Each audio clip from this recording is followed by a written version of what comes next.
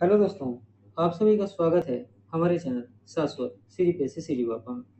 देखिए, हमारी जो क्लासेस चल रही हैं आपकी, ये ठीक है, ये 22वें क्रम का है ना? और कंटिन्यू हमारी क्लासेस आएंगी। चलिए सीधे क्वेश्चन पे जाते हैं। देखिए, ये आपका पहला प्रश्न है। सबसे पहले आप प्रश्न को पढ़ेंगे।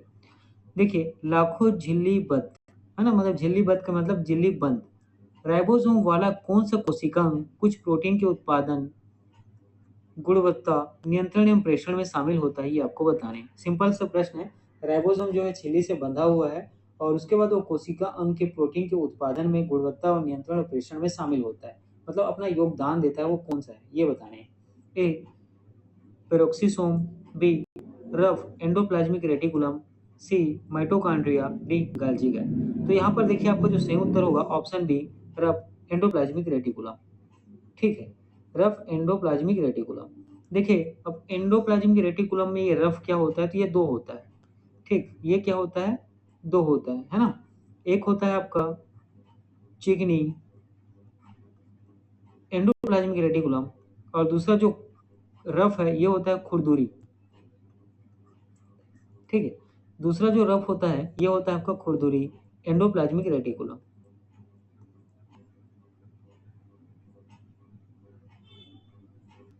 ठीक है, और देखिए जो एंडोप्लाज्मिक रेटिकुलम है, ठीक, यहाँ पे आप लोगों ने देखा एंडोप्लाज्मिक रेटिकुलम ये दो प्रकार का होता है, एक चिकनी होता है और दूसरा खुरदुरी होता है। और साथ में अगर बात किया जाए एंडोप्लाज्मिक रेटिकुलम की, इसको मैं क्या लिखता हूँ, आप लोग शॉर्ट फॉर्म में ई आर, ई से एंडोप्लाज्मिक रेटिकुलम, है ना? ई और आर। ठीक, ये जो है तीन तत्वों से मिलकर बना होता है। ये ऐसा कहें, तीन समूहों से मिलकर बना होता है। ठीक है, एंडोप्लाज्मिक रेटिकुलम तीन तत्वों से मिलकर या तीन समूहों से मिलकर बना होता है। इसका पहला होता है सिस्टर्न, एक है इसका सिस्टर्न होता है। दूसरा इसका होता है नलिकाएं। ठीक, दूसरा इसका क्या होता है? नलिकाएं। और तीसरा आपको याद रखना है, ये होता है पुटिकाएं। तीसरा इसका होता है क्या? तो पुटिकाएं। ठीक है, तीसरा इसका क्या होता है? तो आपको याद रखना है पुटिकाएं। जो सिस्टर्न वाला भाग है, ठीक है, ये जो सिस्टर्न वाला भाग है ये कैसा होता है? तो ठीक है, याद रखिएगा, ये होता है खुरदुरी। ये जो सिस्टर्न वाला भाग है ये कैसा होता है? खुरदुरी। और साथ ही जो नलिकाएं पुट्टिकाएं वाली भाग है ये कैसा होता है? तो चिकनी। ठीक है, ये कैसा होता है? तो याद रखिएगा, चिकनी होता है। और साथ ही जो चिकनी एंडोप्लाज्मिक रेटिकुलम है, इसमें क्या पाया जाता है? तो इसमें वसा होता है, और साथ ही इसमें स्टेराइडल, ठीक है, स्टेराइडल हार्मोन भी होता है। ठीक है, साथ ही उसमें क्या, एक मिनट, है ना? देखिएगा, ये चिकनी वाले के बारे में बात कर रहे थे, है ना? चिकनी एंडोप्लाज्मिक रेटिकुलम। ठीक है, इसमें क्या होता है? तो याद रखिएगा, वसा होता है, और साथ ही आपको याद रखना है इसमें होता है स्टेराइडल हार्मोन। वहीं हम लोग खुरदुरी देख रहे थे, तो खुरदुरी में आपको क्या याद रखना है? ये किसका भाग होता है? तो सिस्टर्न का इसमें भाग पाया जाता है। मतलब सिस्टर्न से ये मिलकर बना होता है, सिंपल से ऐसा समझिए। और ठीक है, सिस्टर्न से ये क्या होता है? मिलकर बना होता है। ठीक, इतनी चीजें क्लियर हुई। चलिए आगे बढ़ते हैं। देखिएगा, ये आपका अगला प्रश्न है।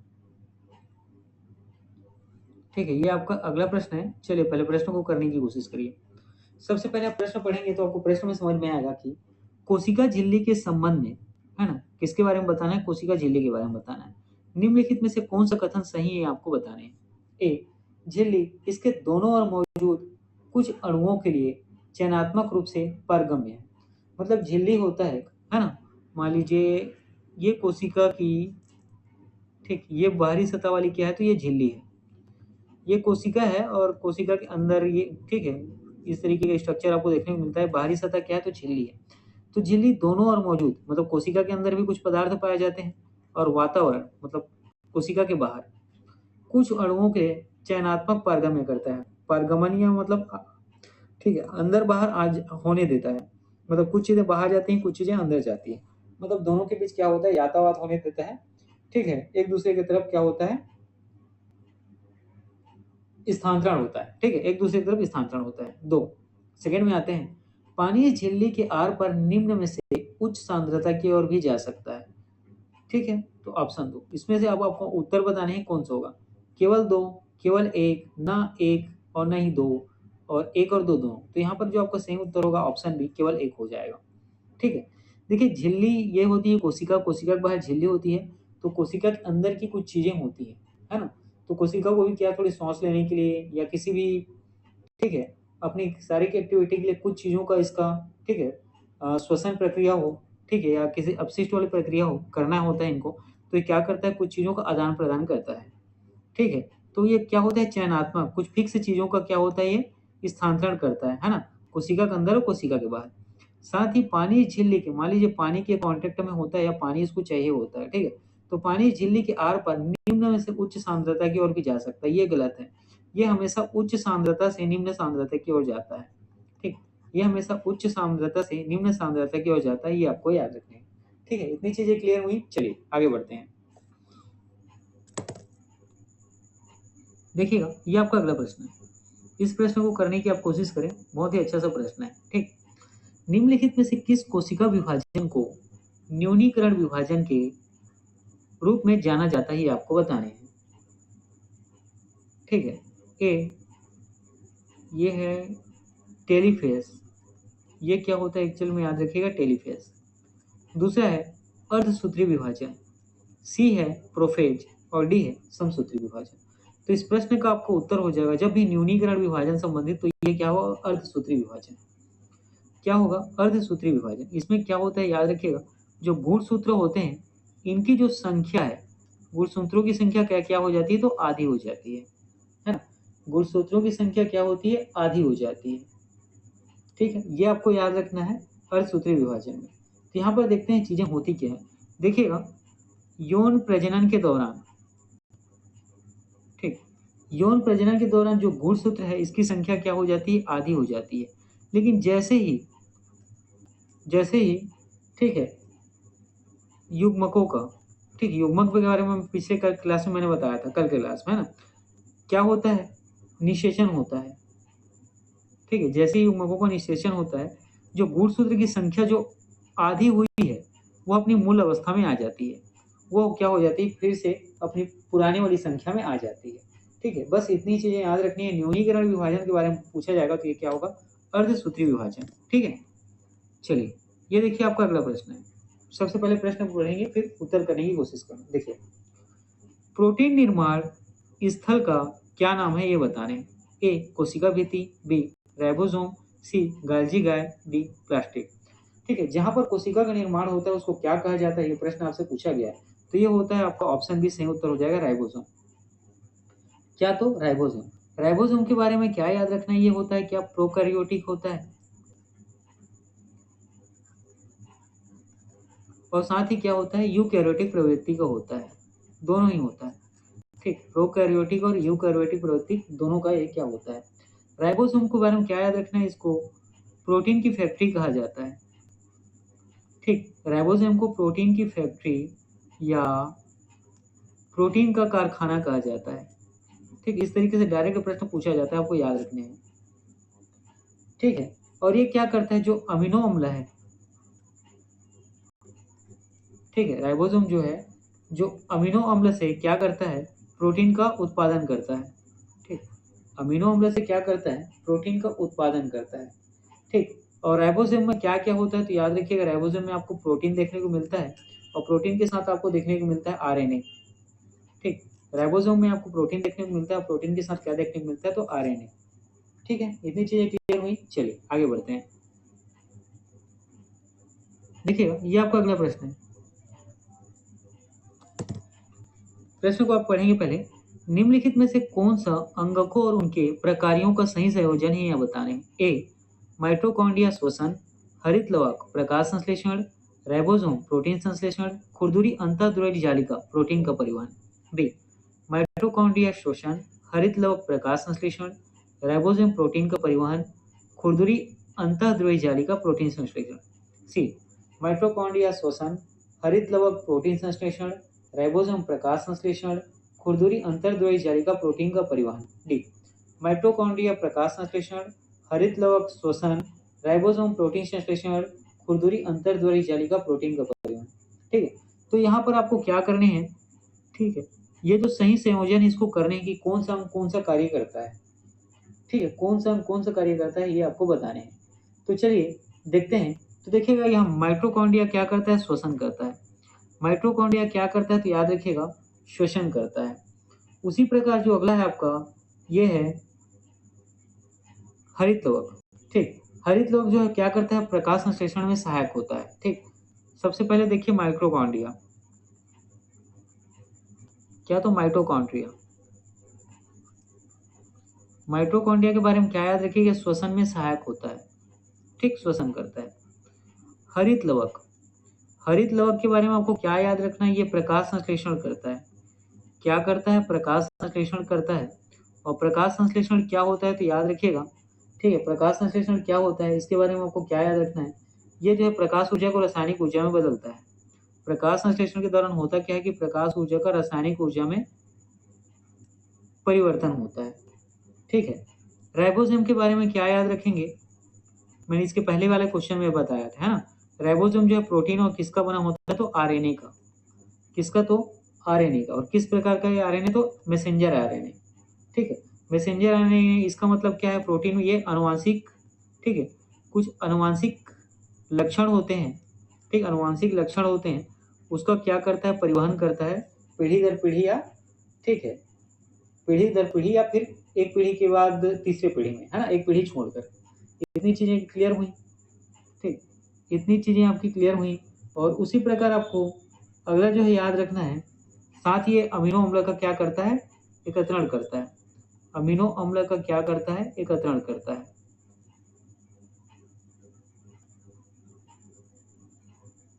ठीक है, तो माइटोकॉन्ड्रिया श्वसन सभी में है।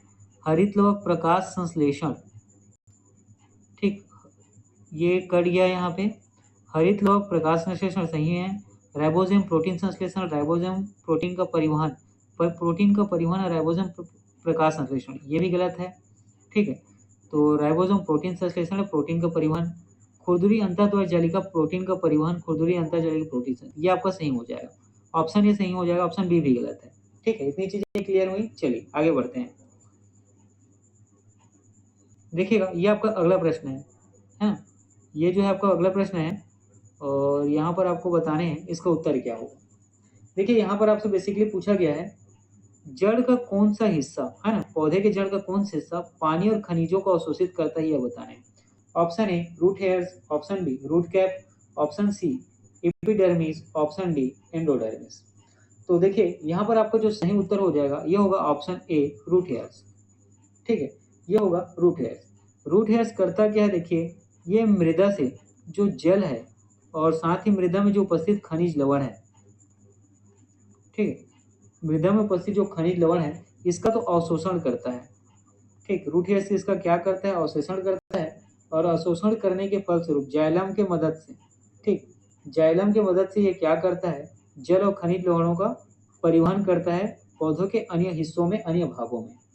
ठीक है, अन्य हिस्सों में, अन्य भागों में, मतलब तने में, ठीक है, तने में, पत्ती में, ठीक है, शाखाओं में। यहाँ तक चीजें क्लियर हुई। देखिए जाइलम क्या करता है, याद रखिएगा, जाइलम जो है जल का परिवहन करता है, इंपॉर्टेंट है। और फ्लोएम, ठीक है, फ्लोएम जो है खाद्य पदार्थों का, खाद्य लवण का क्या करता है, परिवहन करता है। ठीक, इतनी चीजें क्लियर हुई। चलिए आगे बढ़ते हैं।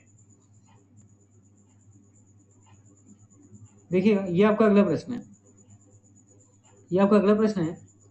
इसमें आपसे पूछा गया है कि जब जाइलम फ्लोएम से घिरा होता है, या फ्लोएम जाइलम से घिरा होता है, तो ऐसे संवहन बंडलों को कहा जाता है, किस रूप में जाना जाता है, ये आपको बताना है। ठीक है, ए अरी, बी संयुक्त, सी समपार्श्विक, डी संकेंद्री। तो यहाँ आपका जो सही उत्तर हो जाएगा ऑप्शन डी संकेंद्री होगा। ऑप्शन डी संकेंद्री होगा। याद रखिएगा जब फ्लोएम जो है जाइलम से घिरा होता है ना, जब फ्लोएम जो है जाइलम से घिरा होता है तो इसको आप लोग क्या कहेंगे, इसको कहेंगे आप लोग लेप्टो, ठीक, इसको आप क्या कहेंगे, लेप्टोसेंट्रिक, ये कहलाता है लेप्टोसेंट्रिक। लेकिन जब जाइलम जब फ्लोएम से घिरा होता है तो ये कहलाता है आपका हेड्रो, ये कहलाता है आपका हेड्रोसेंट्रिक। ठीक है, जब जाइलम फ्लोएम से घिरा होता है तो ये आपका हाइड्रोसेंट्रिक कहलाता है या हेड्रोसेंट्रिक कहलाता है, और जब फ्लोएम जाइलम से घिरा होता है तो लेप्टोसेंट्रिक कहलाता है। ठीक, और इनका सम्मिलित रूप जो क्या कहलाता है, संकेंद्री कहलाता है। ठीक है, इतनी चीजें क्लियर हुई। चलिए आगे बढ़ते हैं। देखिएगा, ये आपका अगला प्रश्न है। ये आपका अगला प्रश्न है और इसमें आपसे पूछा गया है कि स्थूल कोण उत्तक, स्थूल कोण उत्तक जिसको हम लोग क्या कहते हैं, स्क्लेरन कायमा, के संदर्भ में गलत कथन का चयन कीजिए। स्थूल कोण उत्तक में हरित लवक उपस्थित हो सकते हैं। स्थूल कोण उत्तक तरुण तने के बिना टूटे मुड़ना संभव होता है ना, टूटे बिना संभव होता है। इसकी कोशिकाएं लिग्निन निक्षेपण के कारण दोनों पर स्थूल होती हैं। डी, स्थूल कोण उत्तक में प्रोटोप्लाज्म उपस्थित होता है। ठीक है, तो देखिएगा यहाँ पर जो आपका सही उत्तर होगा, ठीक है, यहाँ पर जो आपका क्या तो सही उत्तर है, गलत कथन कौन सा है? लिग्निन निक्षेपण के कारण दोनों कारण स्थूल होता है।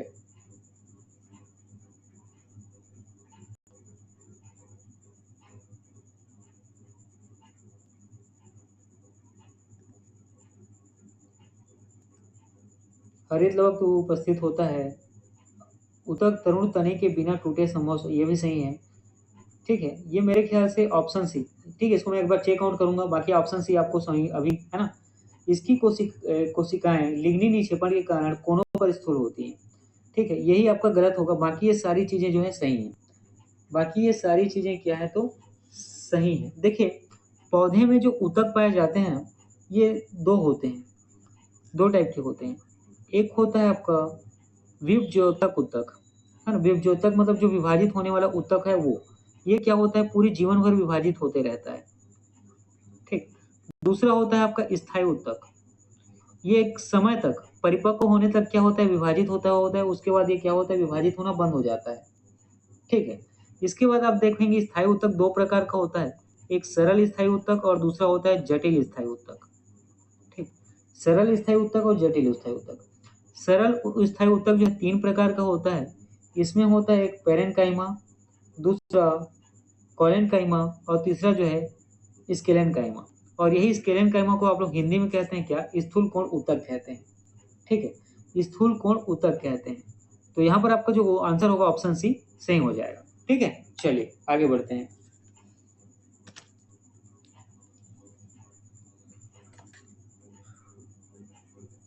ठीक है दोस्तों, आज की क्लास में इतना ही रखता हूँ, है ना। फिर हमारी क्लासेज जो कंटिन्यू आएंगी। एक्चुअल में क्या है, मैं थोड़ा सा ट्रेवलिंग में हूँ और टाइम का, ठीक है, थोड़ा सा मेरे साथ अभी इशू चल रहा है। जैसे ही मैं यहाँ से थोड़ा सा फ्री होता हूँ, आपकी क्लासेज जो है अच्छे से आएंगी और क्वेश्चन भी बहुत अच्छे आपको देखने को मिलेंगे। ठीक है, चलिए पढ़ते रहिए।